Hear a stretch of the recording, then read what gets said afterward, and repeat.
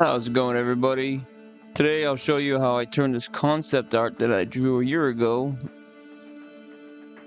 into this.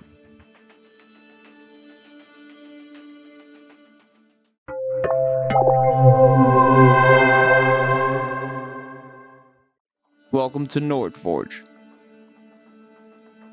So I made this Eskimo here, you see, with the help of HeroForge.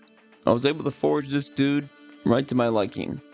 I'm going to prime him with a simple gray with my Saker. I have to say I had much enjoy doing this project. And painting his hat green, no specific reason, just kind of went with colors that I thought would look good.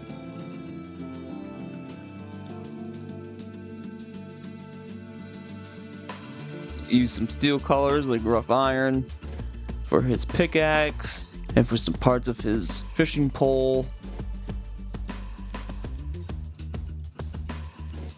And barbarian flesh works very well. It's the same type of color that I used for my dwarf in my last diorama. If you haven't seen, go check it out. And some leather brown for the straps on his backpack. And the same technique for the eyeballs that I used for the dwarf as well. And now some woodland scenics mixed with ice sparkles from AK Terrains of 2-part epoxy resin that I will mix together in this Dixie cup. This cube you see here is just for casting epoxy projects, large ones like this. And the whole sequence of this is going to be the ocean floor. It's going to be ice, so I kind of wanted a icy look, obviously. Not a lot of plant life. Now before the epoxy dries fully, we'll add some more ice sparkles and some brown battleground terrain from Army Painter. Just like salt and pepper, just a dash here and there. And I'm going to take some of these rocks from Army Painter as well, and just kind of give them a nice hard gray shading because, again, it's kind of what I was going with. This is a leftover piece that was casted in silicone that I carved with XPS foam because I wanted to use it again and again.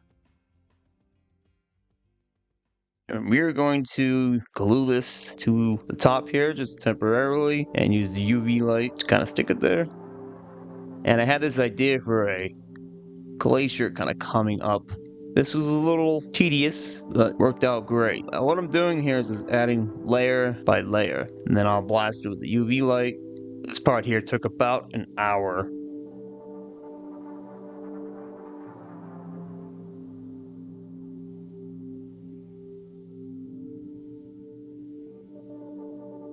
As you can see, those colors are just unbelievable. And that is just a regular aqua blue dye for epoxy resin. You can get anywhere, just Hobby Lobby is where I got mine. And that is the final product. And I ended up doing 2 of those.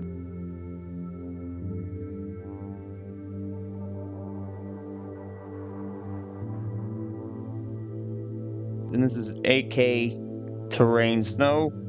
Moving on now, we're just going to dab some here and there to kind of get the impression of just cold ocean floor. And we'll spread some AK terrain on the bottom of this glacier to help it glue and to help it more natural so that when I press down, the terrain will actually squeeze out from the bottom. Almost like a s'more when you squish it down. Bad example, but it's the only one I got. And now some seaweed that I will glue down with UV resin. Apologies for my hand in the way. If you're wondering about the brace that's been on my right hand, that is the starting of carpal tunnel. Good stuff. Probably going to need surgery, obviously, to correct that.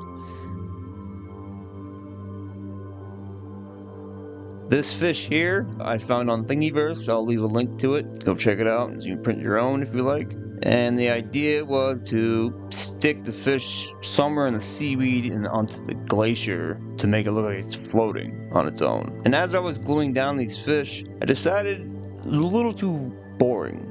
I thought of what my kids play, which is Fortnite. Can't say I play it myself, but there's these fish that I think give life or some sort of shield. I don't remember. Apparently they're called flopper fish. I thought I could find one on Thingiverse. I did. I'll leave a link for that one as well. And I just thought it'd be a funny idea.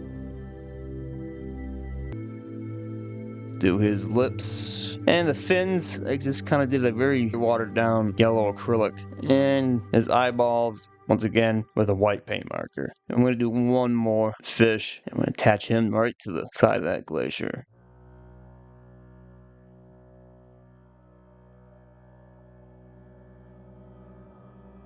As you can see there, I did 2 of those glaciers.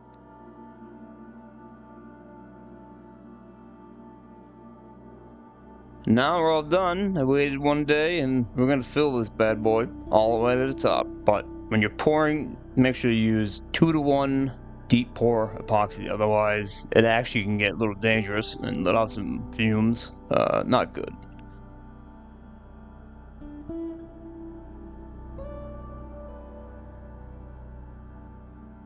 So you want to take your time as you're pouring it. Pour it right over that flopper fish. Now that it's done, I'll give it a flame, get rid of those bubbles periodically. I watched it for about 20 minutes, half hour, kept hitting those bubbles. Now, as you can see, I waited about 4 days just to make sure it was fully cured. And although it's not completely bubble free, I am happy with it. It just turned out great. That top lip you see from the epoxy settling, I'm actually going to use to my advantage. So I'm going to spread this AK terrain snow, which I have to say I like a lot better than the Vallejo snow. Sorry, Vallejo fans, I'm just not a fan of their terrains. So we're going to spread that around the sides.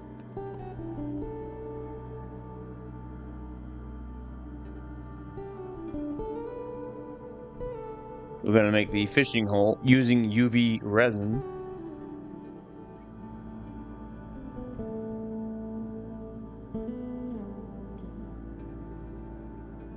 And now, just like the ocean floor, we're going to do the same exact effect. And that was the whole point of the snow around the corners.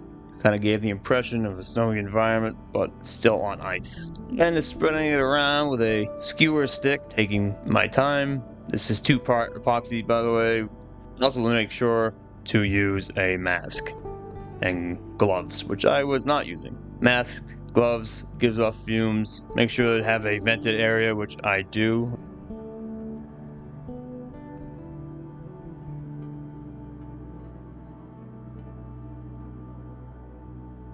And now we're going to take our Eskimo before the epoxy dries fully and plant him right next to that fishing hole.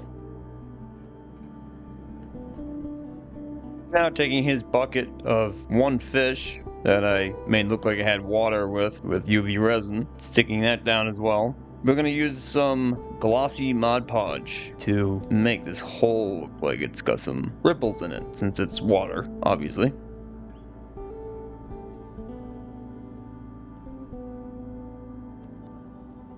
Ended up using a little too much, so I took a Q-tip to kind of dab up the excess. Now I'm going to drill a hole for the base.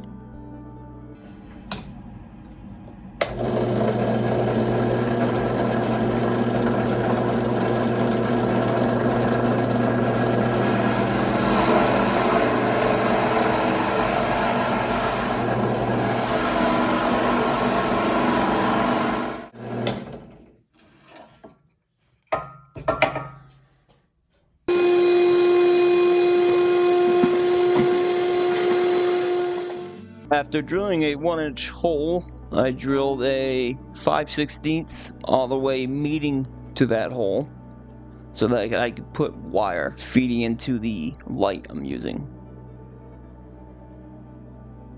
And this light here, you would commonly see just about anywhere. RVs, vehicles of any kind. I believe it's called a GRD light. And they are quite bright. Also very cheap. You can leave a link to the ones I bought.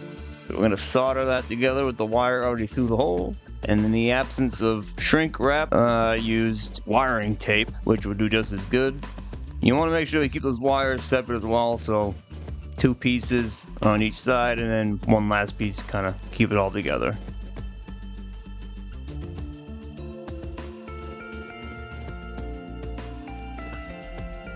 some hot glue to kind of keep it in there and secure. Not too much, but not too little. And there we have it, folks. This was a really fun project, and it came out better than I thought it would. Enjoy the final shots. And thank you for watching, and I'll see you next week.